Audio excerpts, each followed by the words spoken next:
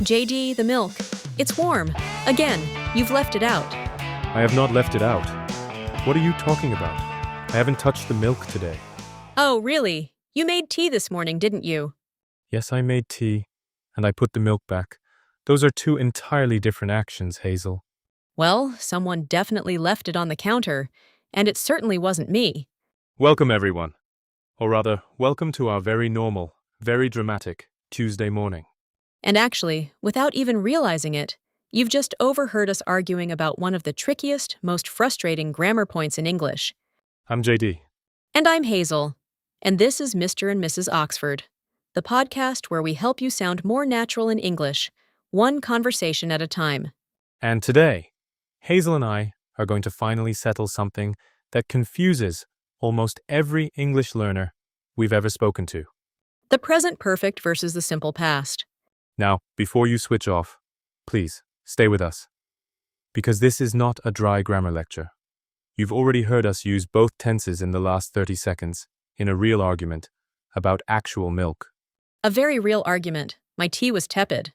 It was real. So let's dig into this together. Because once you don't just know the rule, but you feel the difference, your English is going to sound so much more natural. Right. So last week we talked about polite and indirect British English. All those wonderful moments where we say, "That's quite interesting," and really mean, "I think you're completely wrong." A very useful episode. And this week builds on that beautifully. Because to sound truly natural in English, you need to know not just what to say, but when to use which tense. And native speakers are incredibly sensitive to this, even if they can't quite explain why. Okay, so let's start with the big question. What is actually the core difference between the present perfect and the simple past? Let's use our little milk argument. I said, I left it out. I haven't touched the milk today. 2 sentences, 2 different tenses. Did you catch them? I left it out. Simple past. I haven't touched the milk today. Present perfect. Exactly. So here is the key idea, and I want everyone to really hold on to this. The simple past is finished. It's done. It's in a neat little box, in the past, with a lid on it. You close it.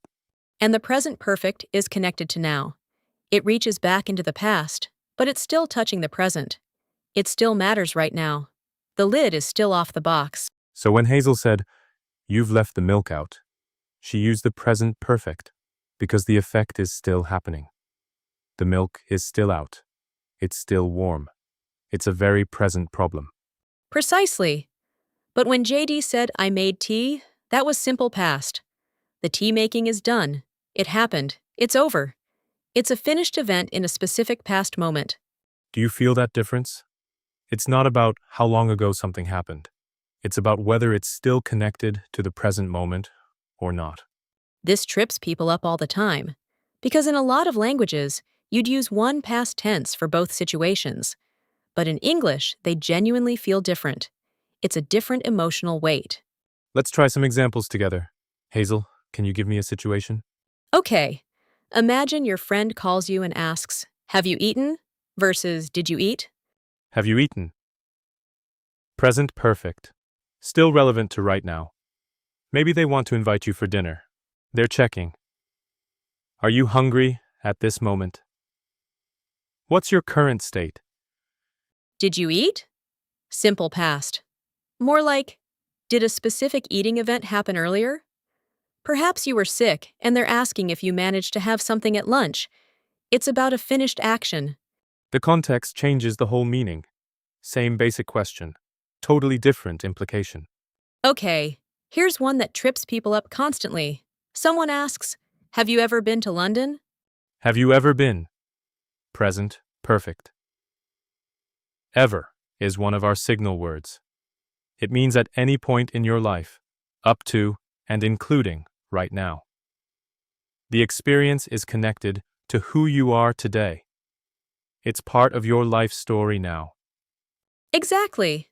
But if someone's showing you around London and you say, "I've been to the British Museum," that tells them you've done it. You don't need to go again.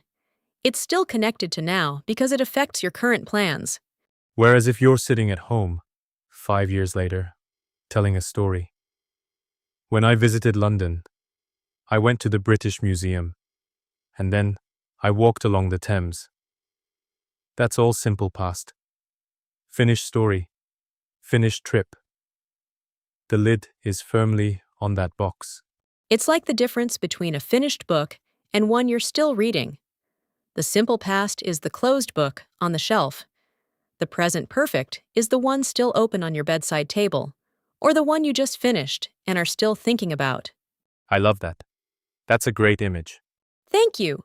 I came up with it myself. She did. Just now. Brilliant. Okay, so let's talk about some signal words, because there are certain words that almost always point you toward one tense or the other. For the present perfect, watch out for already, yet, just, ever, never, recently, lately, still, since, and for. Think, I've just finished. Have you eaten yet? She's never tried sushi. We've lived here since 2019. I haven't seen him for 3 years. See how those words pull the past action right into the present? And for the simple past, your signal words are usually specific, finished time references. Yesterday, last week, last year, in 2015, 2 hours ago. What about this morning? That one's interesting, isn't it? Oh, it is. This is where it gets subtle, and I think this is worth slowing down for. If it's still morning when you're speaking, say 10 a.m., you might say, I've had 3 coffees this morning. Present perfect. The morning isn't over. You might still have another coffee. But if it's 8 o'clock in the evening and you're reflecting on your day, I had 3 coffees this morning. Simple past. The morning is done. It's a finished period of time. It's in the box. The tense actually shifts depending on whether the time period is still open or closed. This is something native speakers do completely instinctively. We don't even think about it. And it's something learners rarely get taught explicitly because it's so hard to put in a textbook, but it makes such a difference to how natural you sound. Let me give everyone a scenario to really bring this to life. Imagine you're at a job interview. Ooh, high-stakes grammar. I like it.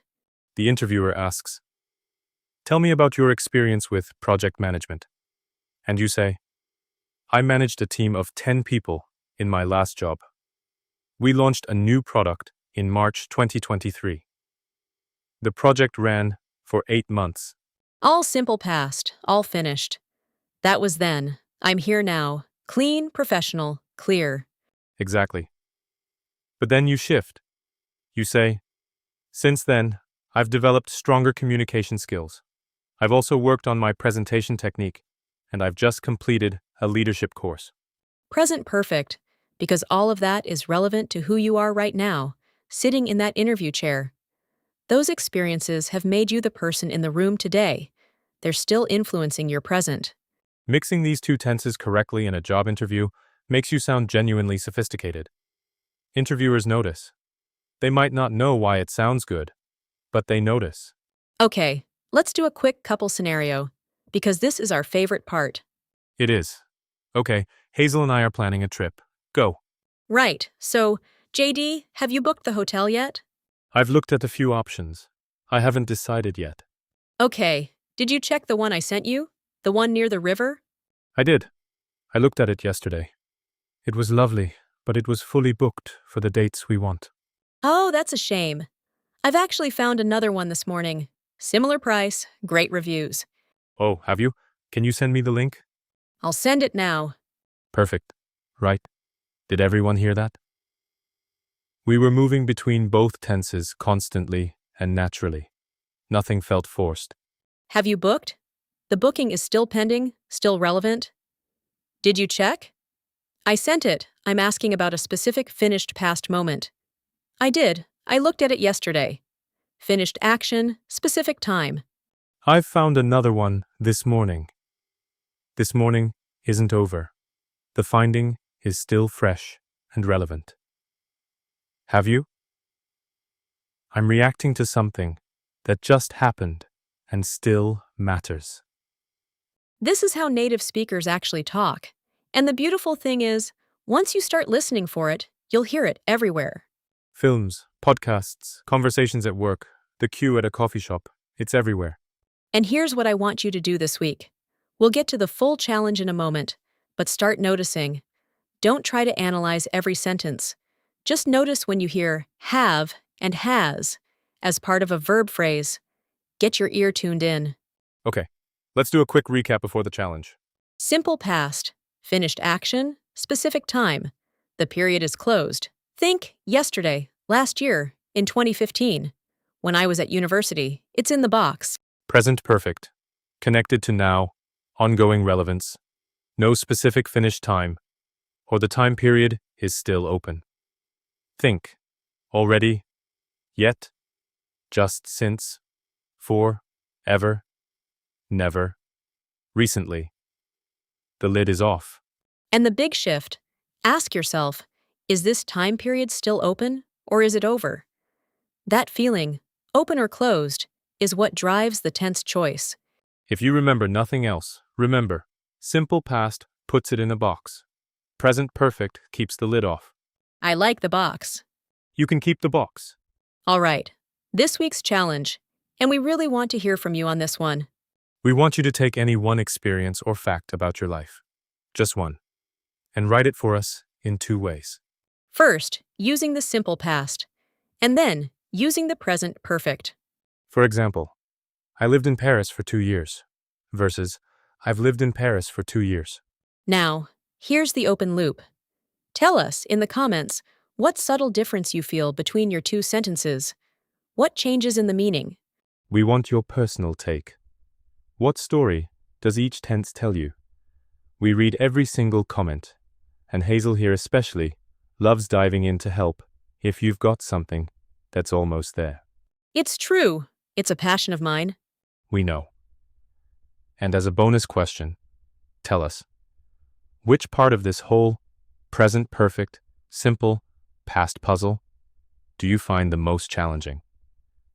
Is it remembering when to use which tense, or actually forming the sentences correctly? Let us know in the comments, and keep an eye out for our community poll.